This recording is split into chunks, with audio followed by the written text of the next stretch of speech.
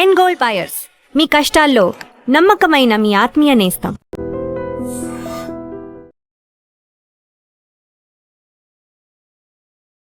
నమస్కారం, welcome to I dream.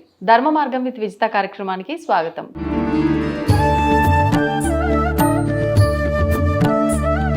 ప్రస్తుతం మనతో పాటు ఉన్నారు ప్రముఖ జ్యోతిష వాస్తు పండితులు బ్రహ్మశ్రీ అన్నవరపు తిరుపతి మూర్తి అవధాని గారు. ఇప్పుడు గురుగారితో మాట్లాడి మరిన్ని విషయాలు తెలుసుకుందాం. నమస్కారం గురుగారు. పరమేశ్వరార్పణం. గురుగారు, సాధారణంగా మనం హోమాలు చేస్తూ ఉంటాం. హోమాల్లో చాలా రకాలు ఉన్నప్పటికీ ఏ రకమైన హోమమైనా సరే హోమం చేయటం వల్ల మనకి ఏదో ఒక ఫలితం వస్తుందనే భావన ఉంటుంది. మరి నిజంగా అసలు హోమం చేస్తే ఎటువంటి ఫలితం ఉంటుంది? నిజంగా చేసిన తర్వాత ఎంతకాలం లోపు ఆ ఫలితం అనేది వస్తుంది? ఫలితం వచ్చిన తర్వాత నిజంగా నేను ఈ హోమం చేయటం వల్ల నాకు ఈ ఫలితం వచ్చింది అనే భావన కలిగేటట్టు మనకి ఏమన్నా సిచ్యువేషన్స్ ఉంటాయా? అర్థమవుతుందా? తప్పకుండా అమ్మా. ఇందులో పూర్వ విధానం ఒకటి ఉంది, ప్రజెంట్ నడిచే విధానం ఒకటి ఉంది. పూర్వకాలంలో ఏదైనా ఒక క్రతు హోమం చేయాలంటే ఇటుకి రాళ్ళు చక్కగా అన్నీ పెట్టుకొని లోపల నుంచి ఏర్పాటు చేసేవారు. ఇప్పుడేమైంది అంటే మొత్తం ఉభయ భ్రష్టత్వం అనేటువంటి చెంది ఇనపవి హోమగుండాలు రెడీ అయిపోయినాయి. అవునండి. ఆ ఇనప హోమగుండంలోనే 100 మంది చేస్తూనే ఉన్నారు. కాబట్టి దాదాపుగా ఎలాంటి ఫలితాలు అందులో రావు. అందులో చేస్తే అంటే మనం ఎంత భక్తి శ్రద్ధలతో చేసినప్పటికీ రావు. ఎందువలన రావు అని అంటే మసి గిన్నెలో ఎప్పుడు చేయకూడదు. మసి పట్టిన దాంట్లో ఎప్పుడు కూడా మనం చేయకూడదు. ఆ మసిని మనం శుభ్రంగా కడగలమా? కడగలేము. కాబట్టి మసి అనేటువంటి దానికి ఖచ్చితంగా ఉంటుంది. కాబట్టి దాని యొక్క విధానం వచ్చే ఇప్పుడు మనకు స్వతహాగా బయట దొరికేటువంటి ఏవైతే కనుక ఇనపవి ఉన్నాయో హోమగుండం, ఆ ఇనప దాంట్లో చేస్తే మనకి ఫలితం ఉండదు ప్రధానంగా. 2, ఈ హోమం చేసేటప్పుడు కూడా మన వాళ్ళు ఏం చేస్తూ ఉంటారంటే స్వాహ అన్నప్పుడు పదార్థాలు అగ్నిహోత్రంలో వేస్తాం. వేసినప్పుడు చుట్టూతా కూడా పడతాయి. అవును. అక్కడ పడ్డవేమో శేషంగా మిగిలిపోకూడదండి. వేసిన పదార్థము ప్రతి ఒక్కటి హుతం కావాలి ఖచ్చితంగా. హుతం అయితేనే మనకు యజ్ఞం చేసిన ఫలితం ఒకటి ఉంటుంది. 2, మనం యజ్ఞం చేస్తున్నప్పుడు ఆ జ్వాల ఎలా వస్తుంది, ప్రదక్షిణ పూర్వకంగా తిరుగుతుందా లేదా అనేటువంటిది చూసుకోవాలి. భగభగా మండుతుందా, మామూలుగా ఉన్నదా అనేటువంటి విషయాన్ని కూడా చూసుకోవాలి. దాన్ని బట్టి కూడా ఫలితమా? ఎందుకంటే మనం ఏదో హోమం చేసేసామంటే ఫలితం రాదమ్మా. దానికి సుమారుగా 27 రకాల సంస్కరణలు ఉంటాయి. ఆ 27 రకాల సంస్కరణలు సవ్యంగా జరిగినప్పుడు ఆ వచ్చేటువంటి ధూమము, జ్వాల ఆ విధానాన్ని అనుసరించి మనకు వచ్చేటువంటి ఫలితం ఉంటుంది. 2, కట్టెలు అందులో సమిధలు వేసే తత్వం కూడా ఇందాక కూడా మనం చెప్పుకున్నాం. ఇందాక సమిధలు ఎప్పుడు కూడా అగ్నిహోత్రానికి చతురస్రాకారంలోనే వెయ్యాలి. మనం ఏం చేస్తామంటే ఇలా పొడుగ్గా పెట్టేస్తాం. ఈ పొడుగ్గా పెట్టేటువంటిది అది కేవలం కూడా చిదగ్ని అంటారు. అంటే శరీర దహనం చేసేటప్పుడు మాత్రమే ఇలా పెట్టుకుంటూ వస్తారు. హోమానికి ఎప్పుడూ కూడా 4 పలకలుగా కానీ ట్రయాంగిల్గా కానీ పడుకోబెట్టాలి. కట్టెని నిలబెట్టకూడదు. నిలబెట్టి మనం చేసేటువంటి ప్రక్రియ మళ్ళీ అది విరుద్ధమే. ఇటువంటివి అనేక రకాలుగా హోమంలో మనం చూసుకోవాలి. అలాగే పూర్ణాహుతి ఇందాక మనం చేసాం. ఆ పూర్ణాహుతి సమయానికి ఇంచుమించుగా వేసినటువంటి పదార్థాలన్నీ హుతమైపోయినాయి.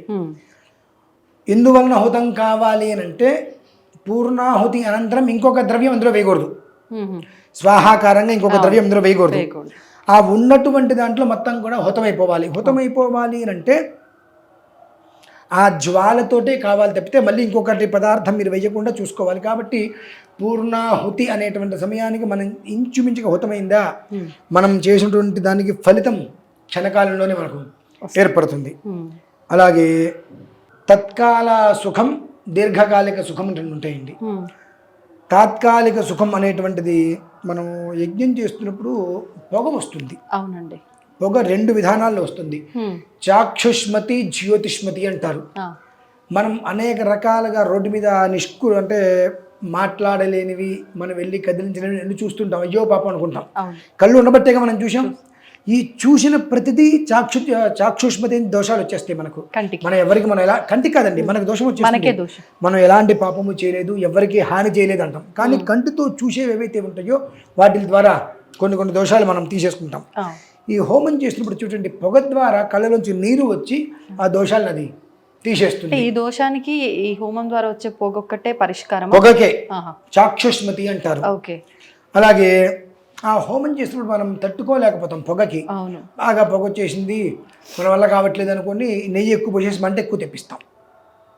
ఎప్పుడైతే మనం మంట రావటానికి తెప్పించడానికి తేడా ఉంటుందండి. స్వతహాగా మనం ఆద్యధారతోటి హోమం చేసినప్పుడు వచ్చేటువంటి మంట అనేటువంటిది యోగవంతమైంది. కానీ నెయ్యి పోసేసి మనం తెప్పించడం వల్ల ఇందాక మనం నెయ్యి పోసాం, కళ్ళు బాగా నిలుపుకుంటుంటే నెయ్యి పోసాం, దానివల్ల ఏమవుతుంది అంటే ఇటువంటి పనులు చేస్తే ఆ మంట ఎలా అయితే కనుక అంత చక్కగా వచ్చిందో ఆ రకంగా మన సుఖం తాత్కాలికంగా వస్తుంది, తర్వాత మళ్ళీ అది అయిపోతుంది. అందుకనే క్షణికం అనేటువంటిది వద్దు అంటారు.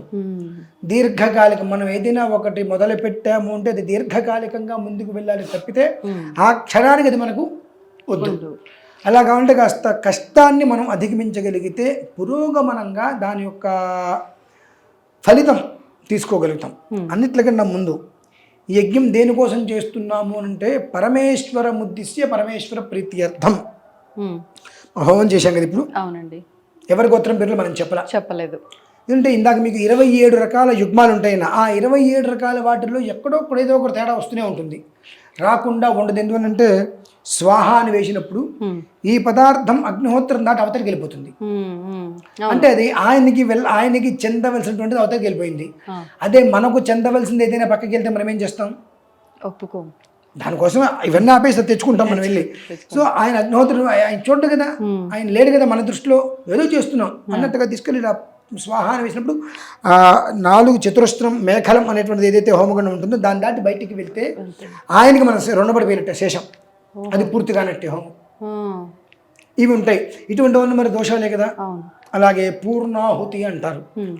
పూర్ణాహుతి అంటే అర్థం ఏమిటి? హోమం దగ్గర మిగిలిన ద్రవ్యాలు ఏవైతే ఉంటాయో వాటిల్ని మొత్తం వేసేయటం. అంతేగాని పూర్ణాహుతి అనగానే 160 రకాలు 108 రకాలు ఇంత ప్యాకెట్లు ఇస్తారు, అందులో గడ్డి గాదం ఏదేం లేదు, అన్నీ వేసేస్తాడు. అది కాదమ్మా పూర్ణాహుతి. పూర్ణాహుతి అనగా అక్కడ యజ్ఞేశ్వరుడికి ఏదైతే మనం చూపించామో స్టార్టింగ్లో హోమానికి ముందు నెయ్యి వేయండి అని చెప్పాం. 2 తెల్ల వాళ్ళ దాంట్లో నెయ్యి వేయండి అన్నాం. ఆ నెయ్యి వేసినటువంటిది ఏదైతే పదార్థం ఉంటుందో అది అగ్నిహోత్రం అయిపోవాలి, అది మనం ఆపకూడదు. హోమం పూర్తయిపోయింది, మిగిలిన పక్కన పెట్టేద్దాము, ఆ పదార్థం పూర్తి. అందుకని మొత్తం చేసేంత వరకు మనం చేయవలసిందే అన్న. ఇక్కడ 2 విషయాలు. ఒకటి, అక్కడ ఏ ద్రవ్యం అయితే మనం ఉంచామో ఆ ద్రవ్యం పూర్తిగా అయ్యే వరకు హోమం చేయాలి. 2, ఈ మంత్రం ఇన్నిసార్లు చేయాలి అని ఉంటుంది. అంటే ఎట్లా? ఇప్పుడు లక్ష్మీ గణపతి మనం 1000 సార్లు హోమం చేయాలి.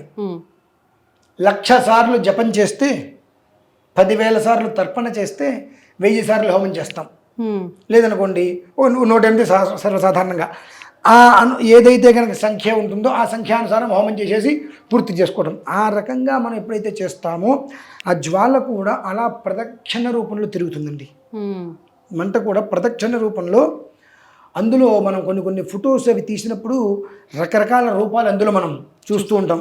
ఏమన్నా ఏ క్రతువు చేస్తే ఆ రూపాన్ని అందులో మనం చూస్తూ ఉంటాం.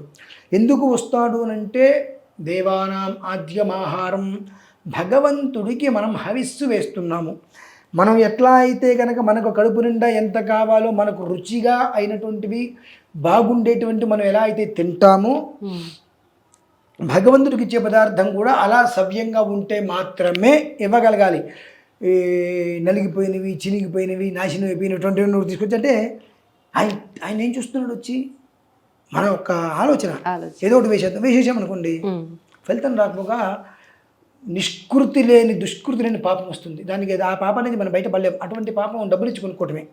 అందుకనే యజ్ఞం చేసేటువంటి వాటిల్లో దేవతా పూజా విధానంలో ఖర్చు ఎక్కువ ఎందుకు అవుతుంది అంటే సరి అయినటువంటిది మనం తెచ్చుకోగలిగితే వాడగలిగితే అది ఖర్చే కాదు. నాసిరకంది తెచ్చుకుంటాం, అది తెచ్చుకోవడం దేనికి ఇంకా. కాబట్టి మనం యజ్ఞం చేసేటువంటి దాంట్లో 25 విధానాలు, 27 రకాల విధానాలు కాస్త అనులోమ విలోమంగా వెనక్క ముందు జరిగేటువంటి తత్వం ఖచ్చితంగా ఉంటుంది. ఎందువల్ల అలా వెయ్యొద్దండి అంటే కోపం, ఈ రకంగా చెయ్యండి అంటే కోపం, మాకు చేయగలుగుతుందండి రకరకాల మాట్లాడుతూ ఉంటారు. ఇవన్నీ కూడా మంత్రహీనం, క్రియాహీనం, భక్తిహీనం, హుతాశనం అనేటువంటి ఉంటాయి. కనుక గోత్రనామాలు చెప్పుకోకుండా పరమేశ్వర ఉద్దేశ్య పరమేశ్వర ప్రీత్యర్థం అని చెప్పి అయినంత వరకు మనం ఎంతవరకు కూడా ఆ పొగలో నుంచి జ్వలించటానికి ఫస్ట్ సారి పొగలోంచి జ్వలించింది చక్కగా, రెండోసారి పొగ తట్టుకోలేక మనం నెయ్యి పోసాం. అది అంతెత్తు మనతో ఏమైంది, వెంటనే తగ్గిపోయింది. సో మనకి ఏది కూడా తాత్కాలికం, క్షణికం వద్దు, దీర్ఘకాలికమే మనకు ప్రయోజనం, జీవితానికి చాలా ఉత్తమము అనేటువంటిది యజ్ఞ రూపంలో మనం తెలుసుకున్నటువంటి విధానం అమ్మ. అందుకనే హోమం చేయడానికి మూలం ఏంటంటే ప్రత్యక్షంగా కొన్ని వాటికి మాత్రం హోమమే అవసరం. కొన్నిటికి పాశుపత ప్రయోగాలు అవి వేరు, దానికి హోమంతో పని లేదు. కానీ కొన్ని విషయాలలో యజ్ఞ రూపంలో భగవంతుడికి సమర్పించేటువంటిది ఆహుతి సమర్పణ ఏదైతే కనుక పళ్ళు కానీ పదార్థములు కానీ వేస్తామో తద్వారా ఆయనకి కడుపు నిండి మనం ఎందుకు చేశాము అనేటువంటి విషయం ఆయనకి తెలుసు కదా. ఏ కర్మ ప్రారంధం నుంచి మనం బయటపడాలి, సంచిత పాపములు ఏవైతే ఉన్నాయో వాటి నుంచి మనం బయటపడాలని మనం అనుకుంటాం. కానీ ఈ కోరిక లేకుండా మనం హోమం చేసినప్పుడు దానికి కర్మ ఫలితం ఆ సంచిత దోషములు తీసేస్తుందమ్మా. అందువల్లనే హోమం అనేటువంటిది ఖచ్చితంగా చేసి తీరాలంటారు. ధన్యవాదాలు గురుగారు. పరమేశ్వర తవ్వండి, తవ్వుతూనే శివలింగం సరే దాన్ని అట్లా కప్పేసేయండి, చూపించదండి. Krishna is there. మూర్తి పూజ కాదు, సాక్షాత్ బ్రజేంద్ర నందన భగవాన్ ఉన్నారు మూర్తిలో. ఏమీ ఆశించకుండా ఆరాధించే వాళ్ళు కూడా ఉన్నారా ప్రభుజీ? నిజమైన భక్తి అంటే మనకు తెలియదు కాబట్టి